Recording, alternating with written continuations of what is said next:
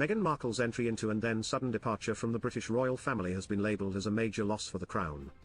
It was probably a very complicated situation, the one that Meghan found herself in, royal scribe Jane Marguerite Tippett dished.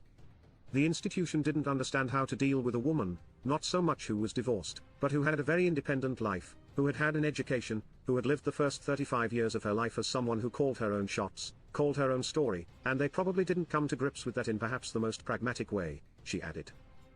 Tippett continued, "It's a loss for the monarchy to not have them because they worked on interesting charities, interesting projects. What's unfortunate though is that they couldn't balance these projects with how to work the system. The most successful royals have been the ones who have been able to gradually adjust rather than demand immediate change." Both Meghan and Prince Harry departed the monarchy in March 2020 after having announced their intentions to step down as working, full-time senior royals 2 months earlier. Their exit became known as Megxit and made the duo royal rebel stars in their own right before public opinion became evenly divided about them. "She's never going to set foot in the grey, cake-filled, miserable UK again if she can possibly help it," royal expert Jan Moyer wrote in August.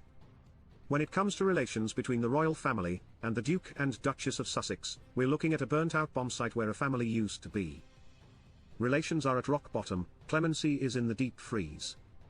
The outstretched hand has been withdrawn, and the peace pipe has been doused with 1,000 duchessy tears. It is over," she added. Despite conflicting reports that reflect how better off the Duke and Duchess of Sussex are without the crown, there are many who claim the Montecito rebels need the royals. This is a couple that went from having deals with Netflix and Spotify, these multi-million-pound deals. They were having interviews with Oprah.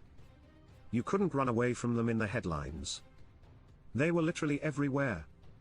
Everyone was thinking, what are they going to do next? Are they going to bring down the royal family? PR analyst Esther Krakow told an outlet.